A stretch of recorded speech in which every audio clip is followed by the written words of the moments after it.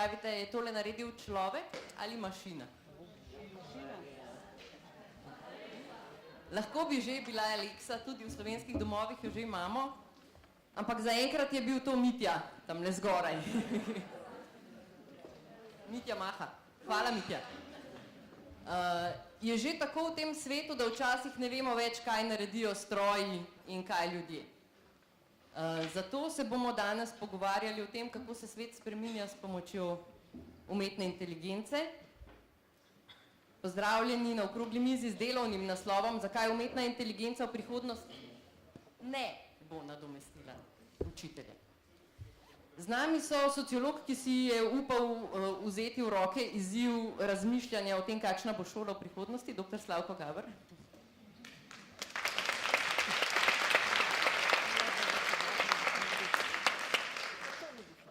Dr. Katja Košir, ki bo povedala kaj več o tem, kakšno jedrno vlogo ima učitelj v procesu učenja.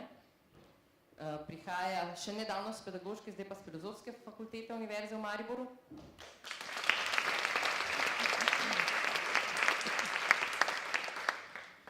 Dr. Dunja Mladenič, vodja laboratorija za umetno inteligenco na Inštitutu Jožef Stefan, raziskovalka, ki so ji blizu termini, kot je strojno učenje, semantična analiza, big data, podatkovno rudarjenje in še kaj podobnega.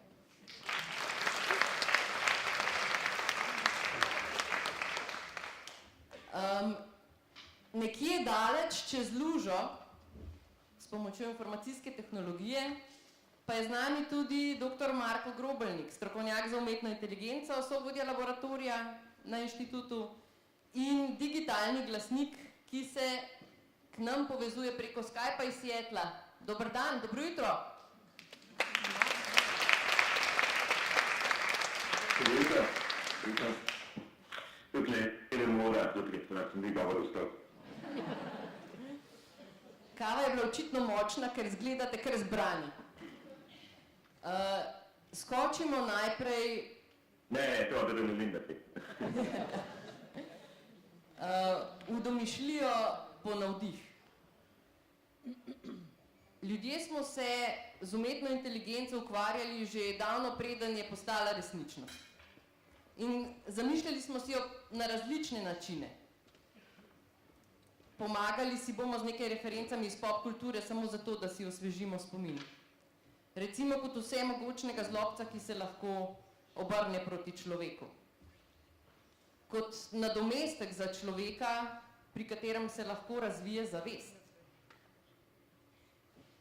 Kot trpežnega in nadvse spretnega pomočnika ali pa kot protokolarno veščega prevajalca.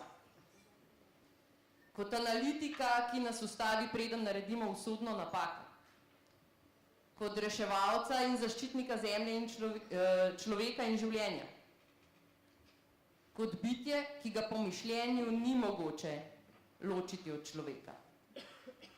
Ali pa celo kot nekoga, v kogar se lahko zaljubimo. Domišljijo danes dohaja resničnost.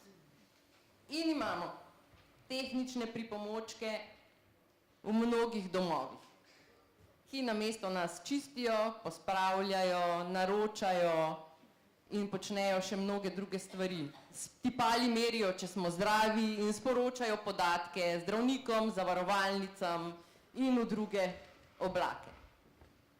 Imamo avtomatizacijo proizvodnje, ki nadomešča človeško repetitivno in težko manualno delo. Imamo stroje, ki so, recimo pri operacijah, natančnejši od človeških rok in oči. Imamo reševalce in raziskovalce, ki bodo deli posadk v vesolju. Imamo interaktivne igrače, receptorje, postreščke. Imamo celo robote, ki se pri naporu spotijo in znajo uporabljati orožje. Imamo televizijske voditeljice, ki jim po žilah ne teče kri. Imamo popolne umetne lepotice, ki so uporabne za različne namene. In imamo Sofijo, prvo robotsko državljanko tega sveta. In to v Saudski Arabiji, ne vem, če že sme voziti avto. Kaj to pomeni za našo družbo v bližnji in daljni prihodnosti? Kakšen je domet umetne inteligence, kakšne so njene omejitve in kje so vsej tej sliki šole in učitelji?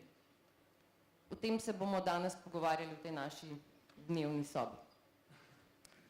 Razjasnimo mogoče najprej, o čem sploh govorimo, dr. Mladenič, ko govorimo o umetni inteligenci. Kaj to sploh je? Lahko bi rekli, da umetna inteligenca je neka inteligenca, ki jo izkazuje stroj, za razliko od naravne inteligence, ki jo izkazuje človek. Zdaj, kaj pomeni, da je stroj inteligenten, je lahko naša presoja. Kaj je za nas inteligentno? Verjetno, ko stroj izkazuje neke kognitivne sposobnosti, ki jih normalno pripisujemo človeku. Ampak po drugi strani stroji imajo neke druge sposobnosti, smo že slišali, natančnost, hitrost, lahko pregledajo velike količine podatkov in v bistvu to uporabijo, da bi naredili recimo temu iluzijo, da je stroj inteligenten.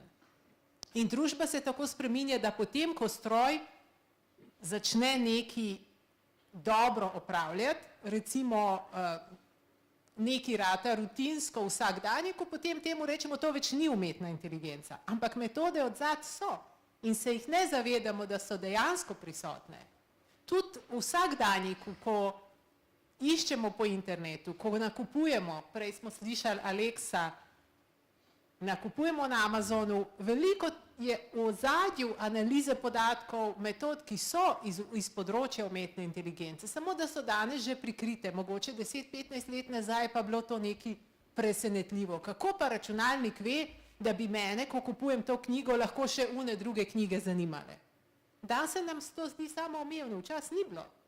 Zato, ker mora toliko in toliko nakupov drugih ljudi preanalizirati, ugotoviti, kdo kupuje podobne knjige kot ta, ki jo jaz kupujem, oziroma katere druge knjige kupujejo ti ljudje, niti nekdo. In potem mi lahko svetuje. Torej je v rokah človeka presoditi, kaj pa je to zdaj. Res inteligentno obnašanje, kaj pa ni. Nas mašina potem razume? Seveda, če je sprogramirana, da lahko nas razume Alexa, Google Home, jaz pridem domov, rečem, hej Google, in lahko naročim, naj nekaj naredi za igra neko muziko, poišče nekaj, odgovori na vprašanje, pove, kakšno je vreme v Seattlu zdaj, koliko je ura, ne vem, v Kaliforniji in tako naprej. A je to inteligentno? Ko Google vprašam, kdo ste vi, mi takoj pokaže vašo sliko. Doktor Gabra pa ne najde. To je bil resen eksperiment. Dr. Mladenič in dr. Grobelnik sta na zemljevidu od Googla. Marsikaterega drugega slovenskega znanstvenika pa Google še fonetično ne prepozna. Dr. Grobelnik, na obisku ste v ZDA, ne nazadnje smo tudi zdajle po Skypeu. V nedavnem intervjuju v Mladini, mislim, da je šel v petek, smo lahko brali, da za vas v tem poslu ni pretiranih presenečenj in ko pridejo neke stvari na trg, vi že veste, kaj se bo zgodilo. Povejte nam, no, kaj se bo zgodilo v prihodnjih nekaj mesecih, da še mi ne bomo presenečeni. Katere novosti nas čakajo?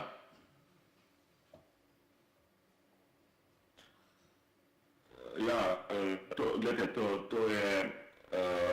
je, to, kar se dogaja v raziskavah, je vedno nekih 5 do 10 let prej se zavedamo.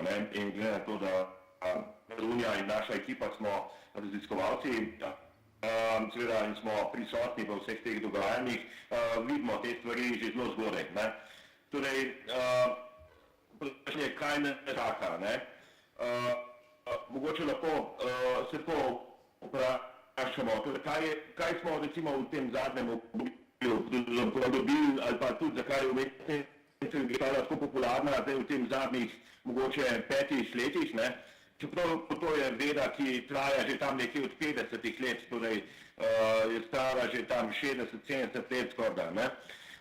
Torej, to, kar se je zdaj zgodilo v zadnjih parih letih, je to, da so računalniki začeli videti, da so začeli slišati, da do neke mere znajo prevajati in da znajo še nekaj takih nalog. No, ampak bistvene zadeve so vid pa sluh. Ne?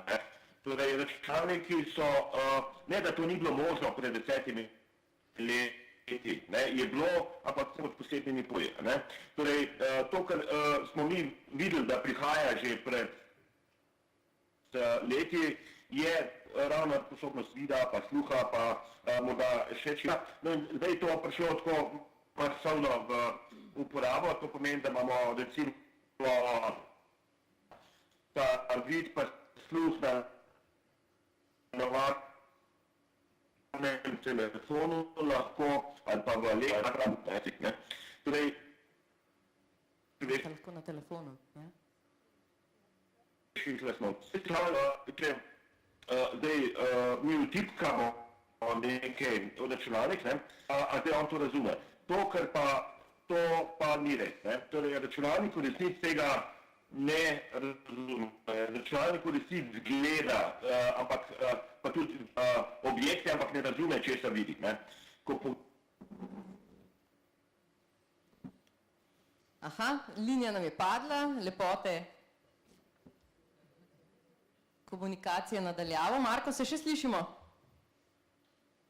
Dunja, kaj je hotel povedati? V resnici to, kar je začel govoriti, je, da računalnik, čeprav mi mislimo, da je inteligenten in da razume, kar vidi, in da razume besedilo, ne razume. Računalnik vidi recimo na sliki ene piksle barve, potem pa na vrhu tega lahko naredimo program, ki bo rekel, aha, ta oblika je zdaj oblika žoge. Zato, ker je enkrat človek rekel, da je to oblika žoge na takih slikah. Besedilo na koncu je to sosledje črk ali pa številk, ne nazadnje v računalniku. Kaj pa pomenijo te besede, ne ve računalnik, razen, če mu mi damo znanje, recimo te grafi, knowledge graphs, ker je danes veliko uporabi grafi znanja, potem lahko vsebinski pomen besedila zajamejo. In potem mi imamo kot neko iluzijo, da računalnik je pa zdaj tako kot človek. Ja, ni, lahko pa dela določene akcije na takšen način, da kot bi jih človek naredil. Ampak presežkov ne moremo pričakovati, razen, seveda imamo učeče računalnike, ki na osnovi izkušenj se učijo, upamo, da bojo recimo kot majhni otroci, ki se učijo nekaj uspeli, ampak računalnik danes tudi na nivoju 5-letnega otroka ni s tem, koliko se zna naučiti pa kaj. Se pravi, ne razume rdeče kapice.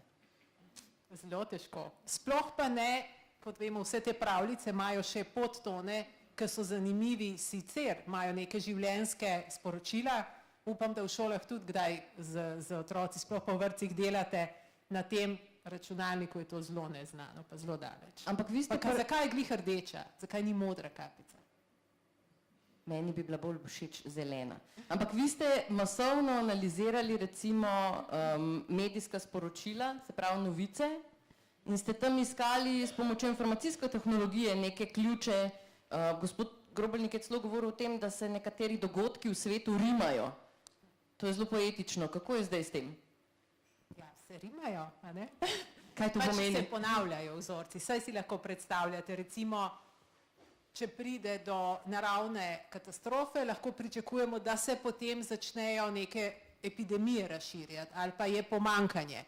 In zakaj to ljudje vemo, ker tudi vemo iz izkušenj, lahko pa tudi ugibamo, sklepamo. Računalnik pa z analizo velikih količin podatkov pa ugotovi, da v preteklosti statistično tolikokrat se je zgodila naravna neka, ne vem, potres, in vedno ali pa 90% verjetno zatem je prišlo to in to in to. In potem, ko pride neka situacija, lahko napove, aha, verjetno se bo to sosledje dogodkov zgodilo. Seveda jaz to tako razlagam, kot da računalnik to danes počne, ne počne. Lahko počnemo omejeno, recimo samo za potrese ali pa samo za volitve, da se ve, da so najprej neke debate kandidatov, ki se predstavljajo in potem proces gre naprej. Na splošno, da bi to take stvari počeli, pa tega še nimamo. Seveda pa delamo na tem. In tudi že nekaj let zbiramo novice po celem svetu, avtomatsko jih z interneta pobiramo, analiziramo, delamo analizo besedil, delamo tudi nekakšno semantično označevanje, torej tudi pomen, ne dobesedno samo besede, ampak o čem govorijo zdaj te novice, kakšni dogodki so v različnih jezikih in tako naprej. Ne. To vse lahko z analizo podatkov delamo. Doktor Grobelnik, se spet slišimo? Ja. Odlično. Tako je. Potem bomo izkoristili to, da imamo dobro linijo. Verjetno, ja, tako. Bomo izkoristili, da imamo dobro linijo ali pa tudi ne. Tako, ja, jaz sem hotel samo,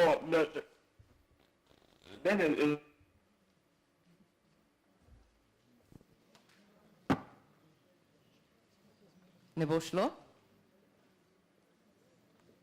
Ne. Očitno ne. Zato pa imamo ljudi, kadar tehnologija zataji, ne? Tudi v živo. Šli smo pogledat, kaj napovedujejo analitiki. Umetna inteligenca je zagotovo del gospodarstva, ki je v velikem vzponu. In analize kažejo, da bodo nekatere države kar precej bruto domačega proizvoda proizvedle prav s pomočjo razvoja in aplikacije umetne inteligence. Na tem področju seveda prednjačijo predvsem Kitajska in Združene države Amerike, ampak tudi Evropa sledi na nek način. Države so naredile kar nekaj strategij, še posebej zanimiva je recimo Japonska, ki ima poseben odnos do robotov in celo govori o tem, da je treba vzpostaviti etiko ravnanja z roboti in o tem, da so roboti člani skupnosti. Animizem je že od nekdaj mogoče zelo prisoten v japonski družbi. Kako je s tem, doktor Gaber, bomo mi tudi imeli robotske državljane v prihodnosti, kaj mislite? To je sicer veliko vprašanje ta trenutek, ampak mislim, da je odgovor preprost in da je vprašanje retorično. Če mi nismo slučajno odpet del tega sveta, potem bomo šli tja, kamor bo šel ta svet. Zdaj, kakšen bo, je seveda drugo vprašanje, prezapleteno za tukaj zares špekulirati, ampak da v to smer že gremo. Jaz sem razmišljal, ko sem se vozil sem na Brdu danes zjutraj, me je na avtocesti vozil avto, ki sam uravnava hitrost in ne samo, da gre počasneje, ko se pojavi avto pred mano, ki pelje počasneje, ampak ko tisti avto pospeši, moj avto avtomatično počne isto, drži varnostno razdaljo, za katero moja žena pravi, da je bistveno boljša kot moja, kadar jaz vozim. In jaz lahko mislim, kaj bo danes tu na Brdu z večjo gotovostjo, kot če ta avto ne bi počel tega. To ni edin stroj, s katerim sem preživel čas, preden sem prišel sem, tako kot ste vi prej že omenili. Ja, seveda, mi bomo tudi vse to imeli in bilo bi pametno, da se tega zavedamo tudi v relaciji do edukacije. Že zelo dolgo je jasno, da edukacije ponavadi morajo iti v tisto smer, v katero gredo družbe, ne obrnjeno. A lahko pogledava še v kristalno kroglo vseeno? Pa poskušava napovedati, pa poskušate napovedati, kakšne bodo posledice omenjene tehnološke spremembe v družbi. Se pravi, govorimo o tem, da robotizacija na nek način prinaša to, da lahko zamenja težko manualno delo, da skratka lahko informacijska tehnologija nadomesti kar veliko tega, kar je avtomatičnega, nereflektiranega, pa ljudje danes vseeno počnemo. To, kar smo videli na začetku, je bilo vse do receptorja v hotelu pravzaprav. Kaj torej, bomo ostali brez služb? Bomo družba brez dela? Kako bo s tem? Ja, seveda bistveno manj dela bo in že danes ga je, če kdo vzame zares podatke okrog po svetu na določenih področjih. Zelo jasno je, da obstojijo profesije, ki se jih da hitreje in v večji meri nadomeščati in tiste, ki bodo v to šle počasneje in v manjši meri. Ta naša profesija, ki je danes se tukaj izbrala, je med temi drugimi. In Frey in Osborne, priporočam to študijo Univerze v Oxfordu, ki je razvpito znana, dokazujeta, da bo na primer v Ameriki v parih desetletjih blizu 50% vseh služb izginilo. Zdaj, a se bomo mi tepli za to, da si bomo zmislili nove, zato da bomo lahko pokurili čim več naših življenj v mezdnem delu ali ne, je pa že vprašanje socialnih inovacij in pameti, zaenkrat še človeške. Jaz bi tudi tukaj že poklical Watsona na pomoč, če bi bil slovenska vlada in bi z njim skupaj delal načrte za prihodnost. Dokazano je, da ta robot zna misliti toliko z gotovostjo kot običajne povprečne vlade. No, jaz ne bom sodil, mogoče je naša genialna in zato ne rab neke take pomoči. Knjiga, ki jo sem jaz z veseljem prebral, govori o tem, da bomo na dolg rok skupaj z roboti poskušali živeti na tem svetu smiselno. Mižati pred tem je slabo za družbo, ki miži. Jaz bi šel v to smer in bi tudi priporočal, in sem vesel, da danes to tukaj odpirate, da to vprašanje tematizira tisti, ki se bo ukvarjal s prihodnostjo šolstva v tej državi. Jaz tistega glavnega vsekakor poznam, ki naj bi to počel, naj bi zbral okrog sebe ljudi, ki bodo to upravili. Niso samo Japonci tisti, ki se premikajo. Obstoji kup sistemov in kup držav, ki to že mislijo. Če Nemci nam ponujajo, da bi mi upravljali za njih manualne posle, tisti čas, ko se oni igrajo ekonomijo 4.0, bi nas morali to skrbeti, ne veseliti. Tako da.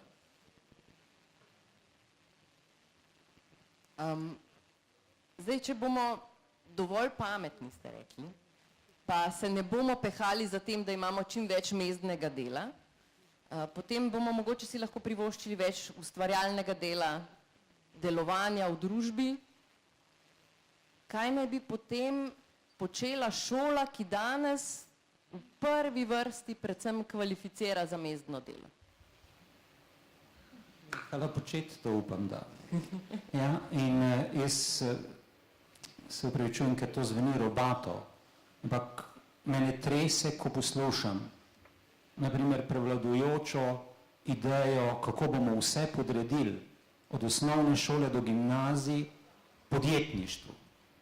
In ko vidim, kjer tip podjetništva imamo pri tem v mislih, si mislim, prosim, ne. Ja, vem, da to zveni čudno, ampak namenoma še enkrat ponavljam, previdno s temi mehanizmi. Ne pravim, da ne, tudi to, ampak svet prihodnosti po tistem, kar jaz uspem prebrati, kar mi stroji pomagajo slediti,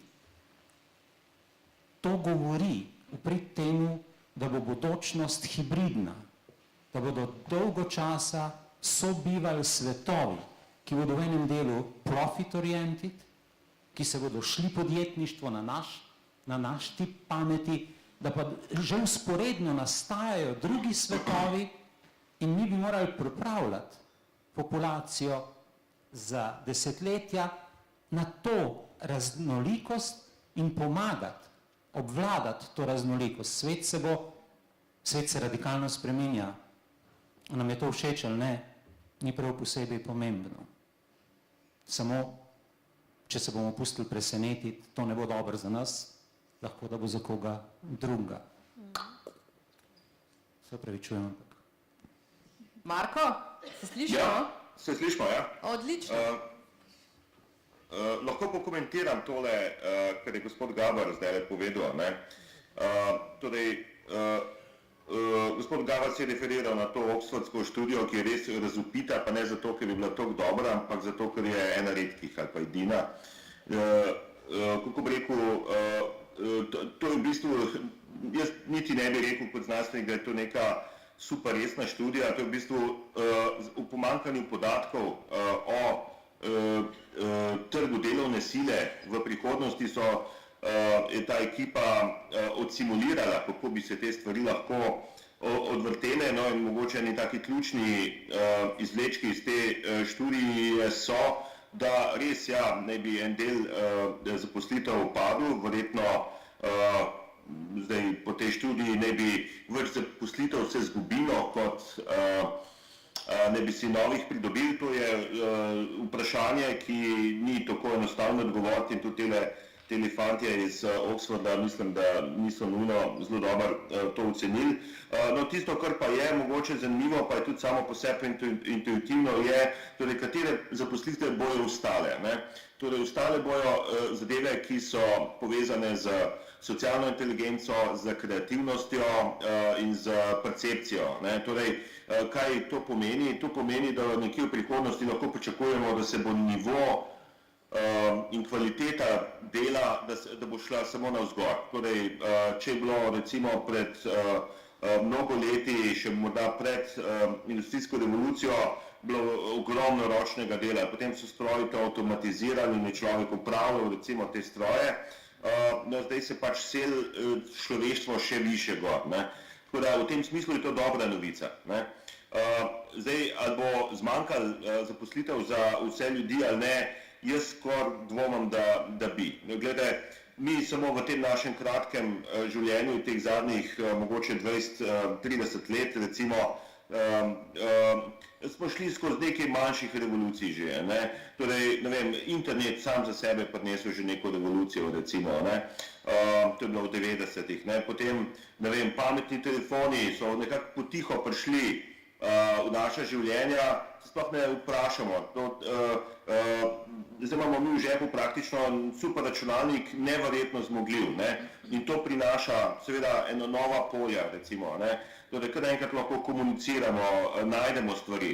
Verjetno je veliko od vas v dvorani starih recimo tam okrog 50 let tudi, se spomnite, kako smo v 70-ih letih delali, ko smo bili tam še v osnovnih šolah, torej čisto drugače, kot se danes dela.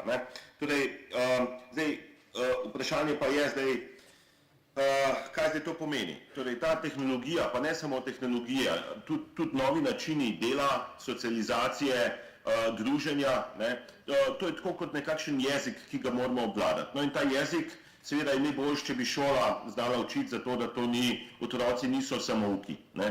In v tem jeziku, jaz mislim, Slovenija se zagotovo ne more pritoževati, da nam je kaj slabega v tem smislu. Mi smo čist v prvi tej ligi teh razvitih narodov, ne vem, kot digitalni glasnik se gremo tam, a smo, ne vem, na 10. ali 11. mestu v Evropi, kar pa efektivno pomeni, da smo v svetu mogoče tudi tam nekje, približno morda, da je samo nekaj držav bolj razvitih, kot mi. Torej, mi se res nimamo kaj za pritoževati.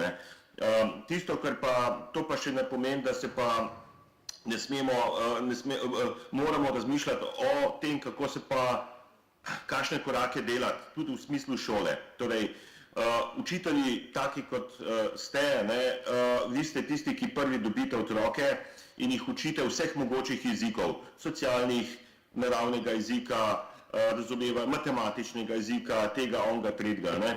In dobro bi bilo, da vpletete tudi te nove stvari, ki so pravzaprav dokaj vsakdanje postajajo. Morda pa res niso sistematizirane še.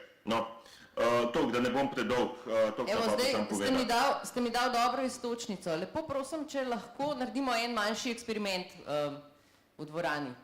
In sicer prosim, če lahko ostanete vsi, ki ste neposrednem pedagoškem delu z otroki, učenci, dijaki, odraslimi udeleženci.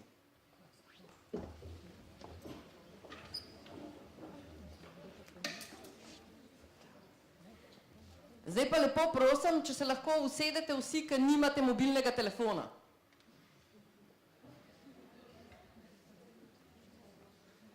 Ok? Stoji dobra polovica dvorane, še zmeri. Zdaj pa lepo prosim, če se lahko usedete vsi, ki v zadnjem letu niste uporabili mobilnega telefona v učilnici, igralnici, predavalnici. Za pedagoške namene.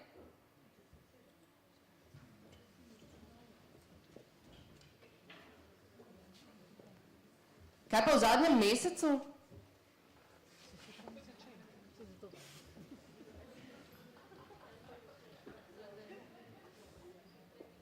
Petnajstih stoji. Bravo.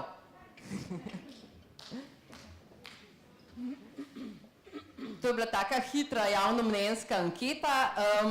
Doktor Košir, kakšne spremembe v pedagoški proces prinaša informacijska tehnologija, pa umetna inteligenca? Ja. Zdaj, če izhajam iz naslovnega vprašanja naše okrogle mize, torej ali lahko računalnik nadomesti učitelja, si lahko predstavljamo malo bolj ekstremno različico tega vprašanja, pa rečemo, ali lahko računalnik nadomesti starša. Saj ne nazadnje kuha, čisti, lahko se pogovarja z otrokom, lahko pripoveduje pravljico, pa vendarle nekaj manjka. Vseeno vemo, odgovor na to vprašanje je najverjetneje še bolj odločen ne.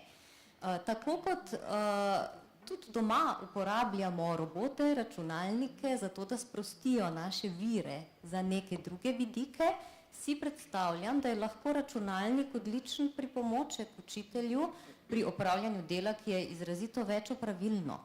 So pa vidiki, kjer je lahko tukaj računalnik odličen pomočnik, ki učitelju pomaga pri njegovem delu reflektivnega praktika, ki mu pomaga, da oblikuje bolj veljavne domneve o tem, kaj se v razredu dogaja, kako ravnati, daje mu recimo, ne vem, uporaba učnih analitik v izobraževanju je nekaj, kar lahko bi učitelju, če bi jih lahko uporabljal. Jaz mislim, da pri nas teh orodij še nimamo. Kar nekaj jih imamo. A jih imamo? Ja, Republiški izpitni center sedi tam v tretji vrsti, kar nekaj imamo analitike, s katero si učitelji lahko pomagajo. Ja, vsaj nacionalna preverjanja znanja zelo mogoče, zelo dobro analizirajo prav tako tudi rezultate mature. Ampak, ampak imela sem v mislih učne analitike, o kakršnih je gospa prej govorila, ko je govorila o nakupovanju na Amazonu. Ja, torej učne analitike, kjer bi učenci v nekem virtualnem okolju pač počeli neke stvari in bi računalnik na osnovi nekih algoritmov v ozadju enostavno učitelju lahko ponudil neke dodatne informacije, ki so še vedno informacije, ki jih učitelj kot nek ustvarjalen vmesnik med tehnologijo in potem uporabo tega mora uporabiti reflektirano, skrbno, premišljeno. Skratka, ne vem, a nagovorimo tudi vidike, ki jih računalnik ne more nadomestiti, ali do tega še pridemo? Kar nagovorimo. Kar nagovorimo jih. Mislim, da je na več kot polovici okrogle mize skrajni čas, da nagovorimo. Skrajni čas, da nagovorimo tudi te vidike. Ja. Skratka, tako kot je računalnik lahko odličen, bi lahko bil. Jaz mislim, da pri nas je še zaenkrat premalo, manj kot jih uporabljamo doma v gospodinjstvu, jih uporabljamo v šoli, odličen pripomoček učitelju, pa so seveda vidiki, ki jih računalnik ne more nadomestiti. Izobraževanje, vzgoja, skratka šolanje, neizogibno poteka v socialnem kontekstu, poteka v kontekstu odnosov. Odnosi so pravzaprav v šoli nek filter, ki lahko pospeši učenje, lahko ga v primeru nekih neugodnih scenarijev tudi zavira. In seveda lahko računalnik na nek način daje vtis, da z nami vstopa v odnos. Ampak mi vemo, da ne. In dejstvo, da imamo na drugi strani nekoga, da ima učenec na drugi strani nekoga, ki mu daje občutek, da mu je mar za njega, da ga sprejema, da ga poskuša razumeti, da ga spodbuja, da ga nežno vleče iz območja udobja, pa je nekaj pravzaprav, kjer računalnik težko vstopa. No, jaz bi rekla, da je računalnik bolj pomočnik učitelju, ki lahko njegove vire razbremeni ravno zato, da za delo na odnosnih kompetencah. In še en pravzaprav razlog je, zakaj, oziroma ko razmišljam o tem, kako bi računalnik v celoti nadomestil delo učitelja, torej tudi vse vidike odzivanja na moteče vedenje, preprečevanja nasilja, vodenja, skratka čisto vso kompleksnost poučevanja, pravzaprav enostavno tukaj nimamo algoritmov. Enostavno, jaz mislim, da algoritme, torej neke razlage, če se zgodi to, sledi to, tukaj lahko nudijo psihologija in druge družboslovne znanosti, ki sicer dobro razlagajo posamezne, imamo modele, imamo matematične, statistične modele, ki dobro razlagajo neke parcialne vidike našega delovanja, ampak nimamo pa modelov, ki bi v celoti lahko dobro pojasnili tako kompleksno situacijo, kot je delo v razredu. Pa ne zato, ker bi tukaj družboslovne vede zatajile, ampak zato, ker imamo opravka s pojavi, ki so enostavno prekompleksni. Ko se pogovarjamo o napovedovanju človeškega vedenja, imamo opravka z dvema pojavoma, ki tako napovedovanje zelo otežujeta, in sicer multipla vzročnost, torej za tako kompleksne pojave, kot so neki dogodki v razredu, pravzaprav vedno obstaja veliko dejavnikov, ki so v interakciji. Poleg tega napovedovanje otežuje še dejstvo, da imamo pri napovedovanju od nekih vidikov našega delovanja vedno opravka z zgolj verjetnostnim presojanjem. To je podobno kot v medicini, ko ne moramo reči, da nek dejavnik tveganja zagotovo vodi v to in to.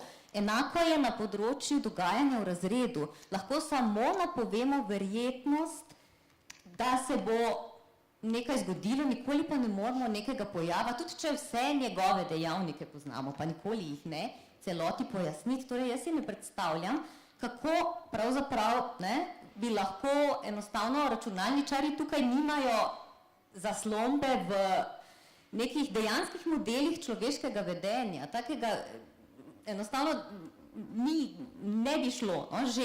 Že pred 100 leti je William James kot oče psihologije, učitelj, v svojih predavanjih opozarjal, da enostavno na osnovi poznavanja nekih zakonitosti našega delovanja ni mogoče izpeljati direktnih metod, postopkov, programov za delo v razredu. On je rekel, da je psihologija ali pa ne vem, druge družbene znanosti, da so znanost, poučevanje pa je umetnost, in da torej mora biti učitelj tisti ustvarjalni vmesnik, ki je tukaj, jaz morda poučevanje ne bi imenovala umetnost, vsekakor pa ni obrt. In to je tisto, kar je ključno. Torej, učitelj ne more biti obrtnik, učitelj je reflektivni praktik. Potem le humanističnemu vložku, družboslovko Srbiji, da bi dala gor kakšen podatek. Evo ga. In sicer zelo glasna raziskava PISA, ki pa jo vendarle vsi kar naprej gledamo in citiramo, se je v zadnjem valu zelo močno spustila tudi v globino, ki se ji reče dobrobit ali pa well-being po angleško, prevajali smo tudi blagostanje, ampak meni je ljubše, da je nekdo dobro in zato dobrobit, blagostanje mi zveni tako nekako materialno. In tam kaže, da pravzaprav so tudi učni dosežki, h katerim ne nazadnje stremimo, poleg tega, da so neki socialni in emocionalni izidi izobraževanja, ki si jih tudi želimo, močno povezani s tem, kaj se dogaja v šoli in kako se učenec v šoli počuti. Se pravi, da je občutek povezanosti s šolo, na katero ima velik vpliv delo učitelja v razredu, kar se kaže tudi skozi to, da odnos učitelja in to, kako učitelj na otroke reagira ali pa kako ga oni percepirajo, močno recimo poveča šolsko anksioznost, ki posledično zniža šolske dosežke, da je to nekaj, na kar je potrebno biti še posebej pozoren. Še vedno se srečujemo včasih z eno tako napačno predstavo, da je šola ali spodbudna in recimo temu prijazna, ali visoko storilnostna. To, jaz bi rekla, da to ni enodimenzionalna zadeva, da je pomembno to dvoje misliti dvodimenzionalno in želimo si šole, ki bi bile hkrati take, da je učenec v njih slišan, spoštovan, da je njegovo počutje pomembno, da izhajamo iz njegovih potreb, obenem pa take, da učenca ob vsej strpnosti in spoštovanju vendarle nežno vlečejo iz območja udobja, torej spodbujajo k visokim dosežkom.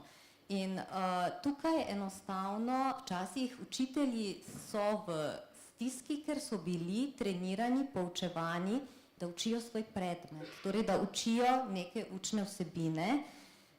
da spodbujajo visoke dosežke učencev in ko se zalomi, pogosto se zgodi, da enostavno ne znamo ohraniti odnosa. Ko se zalomi, je ključno, je še bolj pomembno, da učencu stojimo ob strani. Torej, še bolj pomembno je, da enostavno smo z njim, ko dela napake. Gremo z njim skozi obdobje, ki je za njega težko.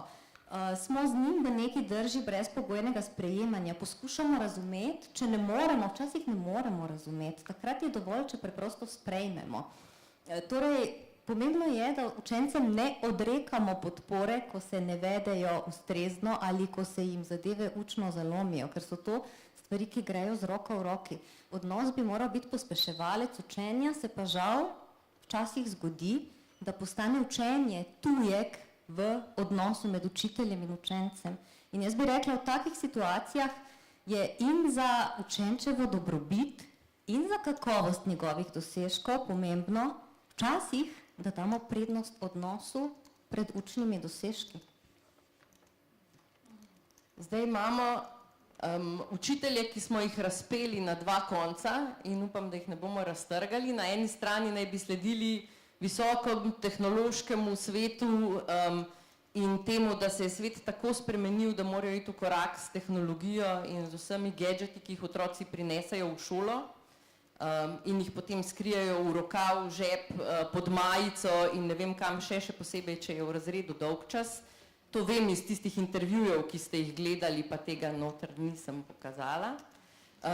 Na drugi strani pa seveda imamo to zahtevo, da so tako rekoč psihologi za vsakega, ki je v razredu sam prisoten. Kaj tole lahko potegnemo ven iz tega za učitelje? Spet smo se zataknili na PowerPointu.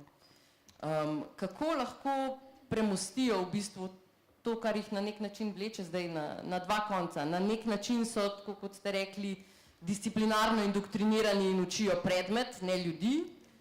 Dostikrat so strokovnjaki za kemijo, matematiko in smo se zataknili. Na eni strani, na drugi strani pa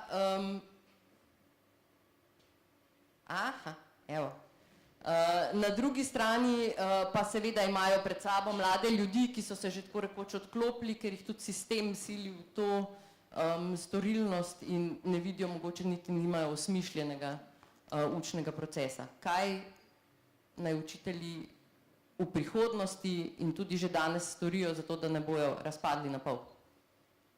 Sprašujem vse tri. Ja? Glede na to, da je moja v zadnji umetna inteligenca, pač lahko si pomagajo z umetno inteligenco. Resnično, učitelji, jaz mislim, učiteljice in učitelji, prej smo slišali, da eno nalogo je, da učencem pomagajo, da se naučijo, drugo je, da se sami naučijo in profesionalno napredujejo in tretje je sodelovanje. In jaz mislim, da v vseh teh treh področjih si lahko pomagajo z računalnik in tudi z inteligenco, kar pomeni, mi je bilo zelo všeč, ko sem videla, da se govori o tem, naj bi šli bolj proti temu, da prenašajo kompetence, spodbujate razvoj kompetenc pri učencih in manj samo prenos znanja v smislu pomnjenja. In tukaj se mi zdi, recimo, če gremo bolj v to smer, se pravi tehnologija toliko, kot nam pomaga, zato da opravljamo neko celovito predajanje, spodbujanje učencev, predajanje znanja in spodbujanje razvoja kompetenc pri učencih. In zdaj, kaj nam lahko umetna inteligenca pomaga? Lahko nam pomaga, slišali smo že, spremljanje, kako učenci napredujejo in učenke. Spremljanje učnega procesa, učne poti, recimo svetovanje. Jaz tudi študentom svetujem, naj grejo na kakšne videoposnetke pogledati predavanj mednarodno na inštitutu, verjetno upam, da veste, videolectures.net, portal, ki ga imamo z ogromno učnih vsebin, svetovno posneto, res je veliko tega v angleščini, nekaj je v slovenščini, ampak recimo jaz, ki delam z podiplomskimi študenti, v glavnem vsi razumejo. In jih spodbujam, glede na interese, da grejo še malo pogledati, če kakšne sorodne vsebine. A vas lahko samo za hip prekinem? Podatki iz mednarodne raziskave PIAC, ki je v bistvu raziskava o spretnostih odraslih, kažejo, da smo še kar okorni pri tem, da bi znali v tehnološko bogatih okoljih reševati probleme. Vi pravite, da naj si učitelji pomagajo z umetno inteligenco. Ponoči sem vrtela podatke iz International Data Explorerja na spletni strani OECD-ja in sem prišla do sklepa, da je v državah zelo različno, kako spretni so glede na populacijo v povprečju v državah učitelji oziroma tisti, ki so končali izobraževanje z področja pedagoških ved pri tem početju. V Sloveniji kaže, da so tisti, ki so končali izobraževanje z področja izobraževanja učiteljev, prav povprečni. Se pravi, tako kot v povprečju odrasli dobro tehnološko, se znajdejo v tehnološko bogatih okoljih, se tehnološko bogatih okoljih znajdejo tudi učitelji. Tukaj je zajetih od 15 do 65 let populacija, kar pomeni, da so lahko tudi že neaktivni učitelji noter, tako kot v splošni populaciji. Imamo pa na drugi strani države, kjer so učitelji nadpovprečni pri teh spretnostih in države, pri katerih so učitelji podpovprečni v teh spretnostih. Vsekakor je alarmantno, da je Slovenija nasploh precej nizko pri teh spretnostih v PIAC-u in da so torej tudi učitelji nasploh precej nizko, če gledamo globalna povprečja. Morda je potrebno kaj storiti še na to temo. 2 pedagoški fakulteti imam pred sabo. Že delamo. Ja. Že delamo na tem, seveda. In recimo razlagamo bodočim učiteljicam in učiteljem, kako uporabljati določene metode, kaj je možno avtomatsko narediti, kje jim lahko pomagajo zdaj, z mojega stališča, metode umetne inteligence, strojnega učenja, recimo spodbujamo jih, da razvijajo kompetence, kar pomeni, da sami premislijo, predlagajo in potem skupaj se pogovorimo in razdelamo, a je za takšen problem primerno, recimo glih včeraj sem imela na pedagoški fakulteti v Ljubljani predavanje in so prišli študentje s predlogom, da če bi lahko metode umetne inteligence uporabili za analizo spisov, ki jih naredijo učenci, zato da se lažje ugotovi neko psihološko ozadje ali pa stanje učenca. In potem smo se pogovarjali, seveda je to možno, če imamo strokovnjaka na eni strani, ki zna specificirati, kaj so možna stanja, recimo, ne vem, depresija, melankolija in tako naprej, če nam zna ta strokovnjak narediti model, povedati, kako se zdaj iz enega spisa to da identificirati, kakšne fraze se noter pojavljajo, strukture in tako naprej, ker je seveda netrivialno. Se pravi, seveda smo odvisni od človeka, ampak je možno, da nam stroji lahko pomagajo in jaz sem bila prav tako optimistična, ko sem videla, da prihajajo študente sami s svojimi predlogi, kako se to da. Niso pa recimo prišli s takimi, da nam lahko računalnik in umetna inteligenca pomagajo pri razumevanju govora, pri vizualizaciji gradiv, pri stvareh, ki naredijo gradivo in znanja, informacije bolj dostopne, tudi takim, ki mogoče niso, recimo, ne vem, slepi in slabovidni, ki imajo kakšne težave, da s pomočjo metod umetne inteligence, ki že počnemo, jim lahko približamo in olajšamo stvari in hkrati tudi upamo učiteljem in učiteljicam, pri predajanju tega znanja. Tudi globalni podatki sicer iz raziskave TALIS, OECD, v kateri pa Slovenija prejšnjem krogu ni sodelovala, kažejo, da učitelji izražajo največjo potrebo v bistvu po dodatnem izobraževanju oziroma usposabljanju z področja poučevanja učencev s posebnimi potrebami in z področja uvajanja novih tehnologij na delovno mesto in informacijskih tehnologij. To sta v bistvu 2 področji, ki sta najmočneje zastopani ali pa največja zahteva, potreba se kaže pri učiteljih za ti 2 usposabljanje z teh 2 področji. Jaz mislim, da poleg umetne inteligence, na katero se učitelji lahko naslonijo, obstaja še en odgovor. Je ta malo bolj človeški? Katja? Hvala. Vsekakor. prej ne, ste izpeljali, torej, da biti učitelj je zelo zahtevna naloga. Biti učitelj začetnik še toliko večja, ta pritisk ne delati napak je zelo velik, seveda pa pri tako izrazito kompleksnem delu, kot je delo učitelja, delamo napake, delamo veliko napak. In tukaj je lahko učeča se skupnost, torej to, kar John Hattie imenuje kolektivna učinkovitost učiteljev, torej učitelji, ki skupaj v timu poskušajo razumeti svoje poučevanje oziroma svoj vpliv, ki ga imajo na učenje, nekaj, kar se kaže in v kvantitativnih in v kvalitativnih raziskavah kot izrazito pomembna in močna zadeva, ki je fajn stvar in za dobrobit učiteljev in za dobrobit in učne dosežke učencev. Skratka, učeča se skupnost, kjer lahko govorim o tem, kaj počnemo v razredu, kjer mi kolegi pomagajo pri razmišljanju, kjer lahko povem, tukaj se mi zdi, da sem nekaj naredila narobe, a lahko skupaj mislimo, lahko skupaj raziskujemo, kaj so vse možni drugi načini, kaj bi lahko naredila drugače, kjer ni problem priznati, da se trenutno čutim nemočno in potrebujem pomoč. Učeča se skupnost, skratka, kjer je učno okolje tudi za učitelja varno in spodbudno, to je izjemno pomembno. Tudi povratne informacije učiteljem, o tem je bilo govora tudi v dopoldanskih delavnicah, eno tako ozračje, kjer je tudi negativna povratna informacija nekaj, kar me ne ogrozi, ker je izrečena na način sprejemanja, na način dopuščanja napak. In tukaj so pravzaprav, bi rekla, da nekatere šole že zelo učeče se skupnosti, nekatere pa manj. In tudi, mogoče bi jaz tukaj apelirala na ravnatelje, bodite zahtevnejši pri izbiri izobraževanj za kolektive. Izobraževanja za kolektive so stvar, ki ima lahko izjemno velik potencial, zato ker delamo skupaj, ker mislimo skupaj, ker skupaj gremo v proces spreminjanja prepričanj. In ko iščemo, ko izbiramo izobraževanje za kolektiv, dajmo preveriti, kaj je torej tisto, kar bomo potem lahko, ko bomo neko izobraževanje dali skozi na šoli, lahko počeli drugače.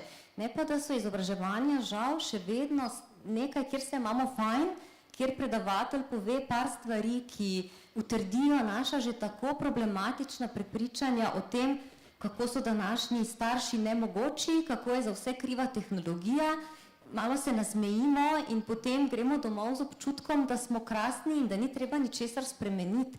Skratka, dobra izobraževanja so lahko zabavna in prijetna, ampak so pa tudi trdo delo za učitelje. In tukaj je ravnatelj tisti, ki zadeve načrtuje. Torej, danes imamo izobraževanje, 5 ur izobraževanja o, medvrstniškem nasilju, 2 uri predavanj, 3 ure delavnic, naslednji teden se pa spet dobimo, pa razmišljamo skupaj, timsko načrtujemo, kaj bomo mi na naši šoli od zdaj naprej poskušali početi drugače.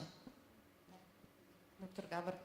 Ja, jaz se z tem strinjam, tudi s tem končnim poudarkom.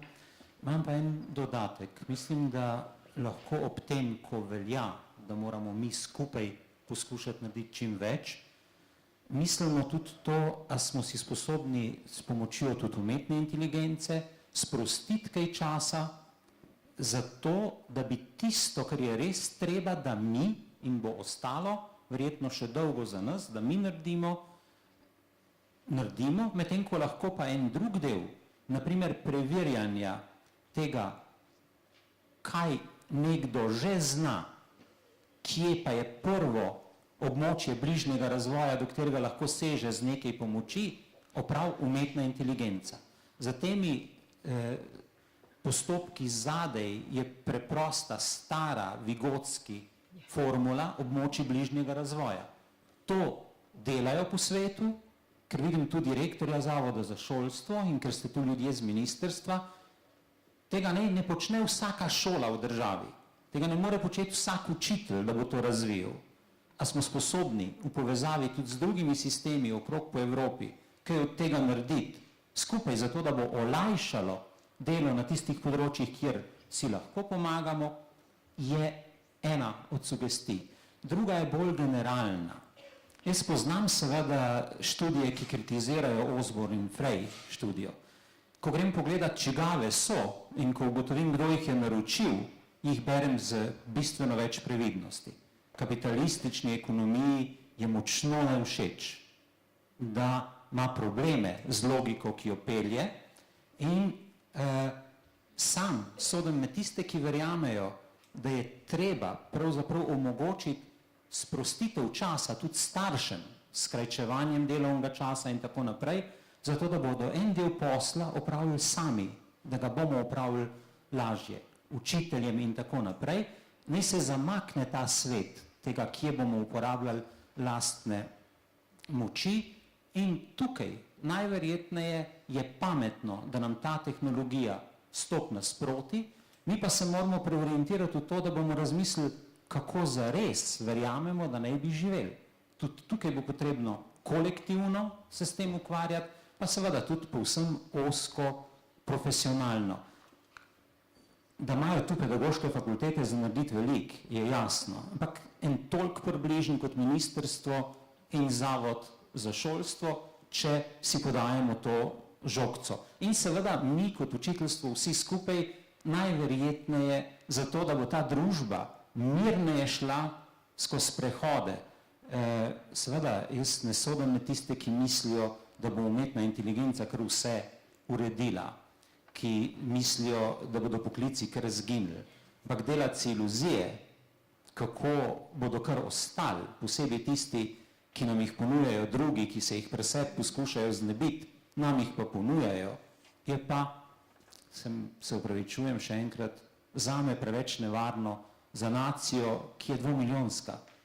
Če bi nas bilo 80 milijonov, bi najverjetneje nekaj škartiranja si lahko privoščili, ampak mi si tega ne moremo privoščiti, če resno mislimo ta prostor, v katerem živimo. Ste rekel območje bližnjega razvoja, dajmo skleniti tole okroglo mizo s tem, da se vprašamo, kaj naj torej učitelji šole, ministrstvo, pedagoške fakultete, začnejo zavod za šolstvo, da ne bom pozabila, začnejo početi že jutri. Vas prosim za sklepno misel. Ker... Okay, jaz bi mogoče izhajajoč iz tega, kar ste povedali, eno stvar izpostavila pa vseeno.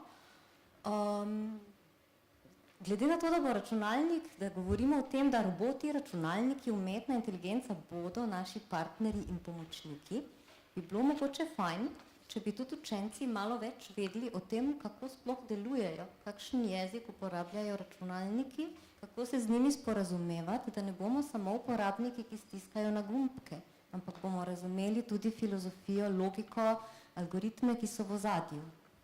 Torej, na kak način, možni so različni načini, pa potem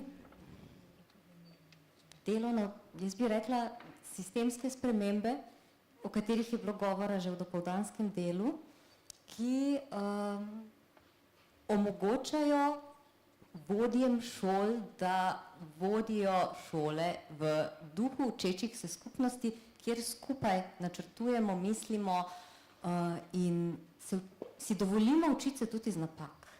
Torej, varno, spodbudno, učno okolje tudi za učitelji. Doktor Grobelnik, nas slišite? Ja, poslušam. No, povejte potem. Ja, torej, jaz bi se sam pridružil temu zadnjemu mnenju. Torej, zares ena ključnih zadev je izobraževanje. Ne? Torej, če rečemo, da je uporaba teh današnjih tehnologij nekako neizogibna, to je nekaj, čemu ne moremo preprečiti, torej čas se ne bo nazaj zavrtel, torej čas se bo samo naprej vrtel, je dobro, da to integriramo. Tako kot smo integrirali pred, ne vem, toliko leti, ne vem, telefon, pa televizijo, pa radio, pa naša generacija je že zrasla s tem in se nam sploh težko si predstavljamo življenje brez tega, ne. Na podoben način, ne vem, moj sin si ne predstavlja, da obstaja svet, da je obstajal svet brez interneta, ne. Torej, približno to bi bila ena taka primerna primerjava. Torej, na podoben način je treba pač ugraditi v šolo ta znanja, ne. Zdaj, ta računalništvo se tako nesrečno počasi vgrajuje v šolo, ne, ker se mi zdi, da mi zamujamo krepko že, ne. Torej, računalništvo pa ni samo algoritmi programiranje, ampak je tudi ves ta netehnični del računalništva, ki nam omogoča nekje funkcionira, torej iskati informacije, znanje, pridobiti znanje, biti veliko bolj učinkovit, ne, kot je gospod Gaber prej rekel, ne, torej, da lahko so starši, pa tudi učenci, da so zaradi tega razbremenjeni, ne še dodatno obremenjeni, ne. Vse to se že na nek način dogaja, ne. Res je pa, da je efekt na koncu, da smo vsi bolj obremenjeni, zato ker hočemo še več, pa še več, ne, ampak to je že drug del problema, ne. Torej, če na hitro samo probam zaključiti, torej, moj predlog je samo to, da bi se ta znanja, prvič, da se jih ne mistificira, ker ne zaslužijo mistifikacijo, to so samo... Strah nas ni več. Ja, ne, zares ni treba, ne, in da se ta znanja tudi nekje spravijo potem v čist kot del normalnega življenja skozi šolski sistem. Namreč zanimivo je, ne, da verjetno večina učencev v šoli večina tega že zna, ne, v resnici. So se pa res sami priučili, nimajo sistematičnega, nihče jim sistematično ne razloži, ne vem, kako se, kaj je to social media, kaj je to zdaj Alexa, kaj je zdaj tretji, četrti, ampak se priučijo na hitro, ne. Lepo bi bilo, če bi ta znanja tudi nekako recimo, a kdo uči v šoli, kako uporabljati Google na najbolj učinkovit način, kako priti hitro do informacije, za katero verjameš, da je dobra in točna. Recimo, to so znanja, ki nekoč sploh niso bila možna, ne, to so pa skoraj nujna, ne. Torej, in to je samo del tega našega življenja, no, pravzaprav to ni nič prav posebnega. Torej, jaz bi samo rekel, dajte probati to ugraditi v ta čist normalen šolski proces in mislim, da bo potem veliko tega narejeno. Hvala, pa pozdrav v Seattle. Hvala lepa, ja. Jaz bi se lahko samo pridružila temu, res dajmo demistificirati metode umetne inteligence, tehnologijo. Danes se po svetu ogromno govori o umetni inteligenci, ki bo izrinila ljudi, ki bo pobijala, ki bo ne vem. Nujno je o tem se pogovarjati, da vidimo, kaj so prednosti, kaj so slabosti, kako jo lahko uporabimo. Zato, ker to je orodje, tako kot vsako drugo orodje, tako kot televizija lahko po cele dneve sedimo za njo in gledamo neumnosti ali pa jo uporabimo, da nam pripelje kakšna nova znanja, kakšne nove informacije. Isto je s tehnologijo, isto je z umetno inteligenco. In jaz mislim, kolikor bojo učiteljice in učitelji bolj informirani in razumeli, kje so zdaj priložnosti za uporabo teh tehnologij, bojo lahko samozavestno in kompetentno tudi to prenesli na učence. Zato, ker učenci se bojo učili tudi iz primera in tudi iz tega, kakšno imamo mi stališče. Danes je pa ogromno strahov okrog umetne inteligence in mislim, da je nujno, da ne vzgajamo otrokov v teh strahovih, ampak da jim res damo vedenje, kje lahko pričakujo, da jim bo to prav prišlo. Ne nazadnje, zato tudi razvijamo tehnologijo, da bomo vsi skupaj boljše živeli. Ja, seveda, da bo temu res tako, je potrebno narediti to, kar ste omenili. Najverjetneje je potrebno dodatno izobraziti nas, ja? Dodatno sistematizirati to, kar je že v glavah in tega je dosti pri mlajši generaciji. Hkrati pa, seveda, in to je v enem delu stvar, ki jo je mogoče narediti na tej ravni vsak zase, vsakdo, ki vodi šolo in tako naprej. Hkrati pa si je treba odgovoriti na vprašanje, kje verjamemo, da bodo te družbe čez 20-30 let. To ni nekaj, o čemer nihče ne misli. To, da mi v Sloveniji to raje porinemo na stran, je bolj naš problem, ni pa problem Japoncev, ki ste jih prej kazali, je bistveno manjši problem Nemcev in tako naprej. Mi bi morali iti kot država po tej poti. In zdaj jaz si ne predstavljam, da je mogoče misliti spremembe v šolskem sistemu, ne da si poskušaš odgovarjati tudi na ta vprašanja. Mi teh vprašanj ne moramo razrešiti, vendar pa za človeka je značilno, da poskuša tisočletja upravljati z lastno usodo. To si moramo privoščiti tudi mi za v bodoče. S to tehnologijo je res toliko potencialov, da jih nikoli ni bilo toliko, ampak hkrati pa ne kaže mižati tudi na tem, pred tem, da lahko naredimo tudi ogromne napake. Torej, lotimo se upravljati z lastno prihodnostjo in vsak od poravneh naredimo svoj del posla, bi bil moj razmislek. Priporočila so pa za neke druge ljudi. Najlepša hvala vsem za sodelovanje, tudi čez lužo hvala. Ja. Srečno. Hvala tudi vam za posluh in pozornost.